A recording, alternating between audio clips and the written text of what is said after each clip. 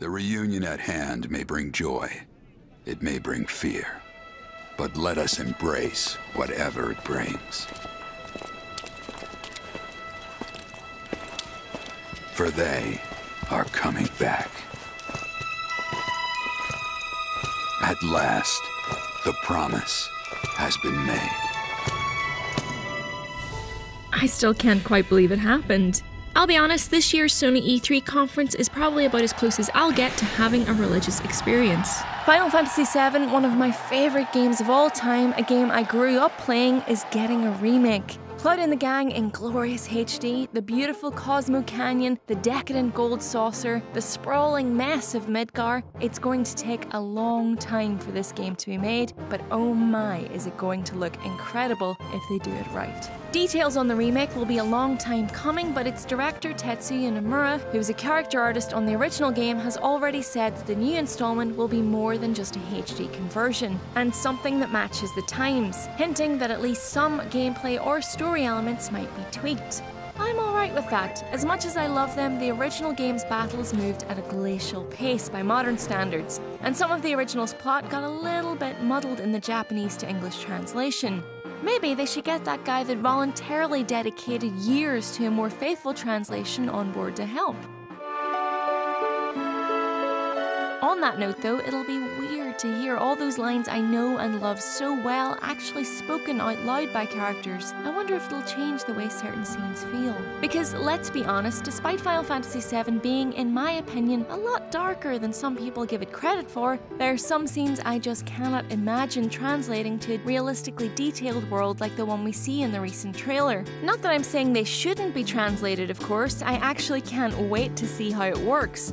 But you know which scenes I'm talking about, right? Yes, of course, the whole section in Wall Market and Don Corneo's mansion is probably the first thing that springs to mind. Cloud and Aerith decide they need to sneak into the Don's mansion to find Tifa, and the only way to do that is to have Cloud pass as a lady. Of course. Ignoring the rather dark undertones of the Dawn collecting women to be his brides and giving over the unlucky selections to his men for some fun, told you this game was dark, you do a bunch of amusing and some optional side quests to find Cloud the best outfit. He visits the Honeybee Inn brothel and persuades the ladies there to give him a makeover and loan him their lingerie for crying out loud. Imagine seeing that in graphics as good as the latest Final Fantasy. It's all I've ever wanted from life, quite frankly.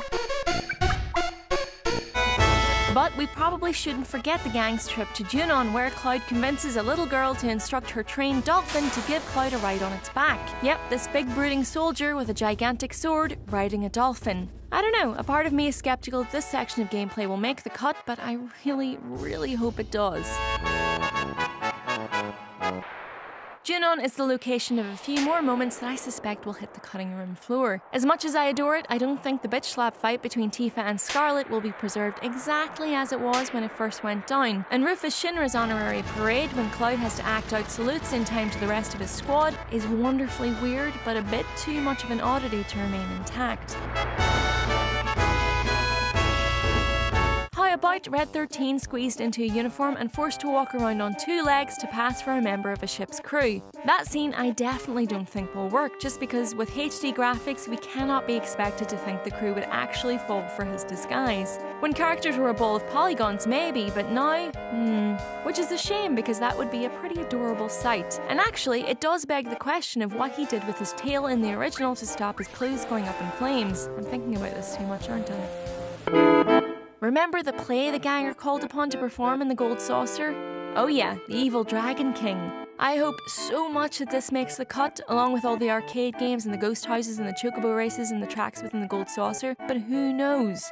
Personally, I reckon these silly side plots, though not essential to the main story, are essential in why these characters are so timeless. They sold me on each and every member of my party and made the game feel special. It's these bits that showed the human side of the epic tale. More recent Final Fantasies haven't been so memorable in my opinion because they took themselves a little too seriously. But it's too painful talking about what we might not see. What moments will be included and be totally badass? Well, considering the scale of the Ramu summon we glimpsed in Final Fantasy XV's demo, just imagine how insane the Knights of the Round would look. Or the weapon battles. Or that moment Red 13 finds out his dad's fate. Or Omni-Slash, though we did see a version of that in Advent Children. Or the motorcycle race down the highway. Or the Forbidden City and that death scene. Oh, or waking up Vincent from his long sleep. Or, well, you get the idea. Oh, I'm getting all emotional just thinking about it. Don't keep us waiting too long, Squeenix, okay?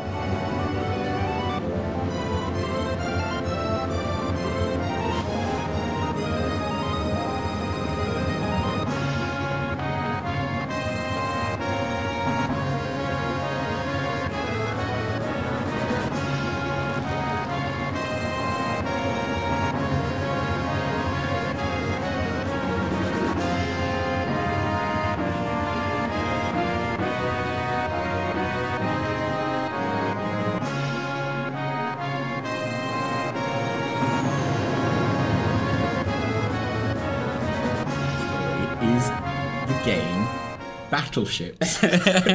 In that, you are, the game they play famously in Bill and Ted, you have song, My Battleship. Sure. So you are calling out coordinates. People are aware of battleships. Okay, good. I don't know. I feel like the Victorian playing with a hoop and a stick in the street increasingly, and everyone's like, take your hoop out here, Grandad.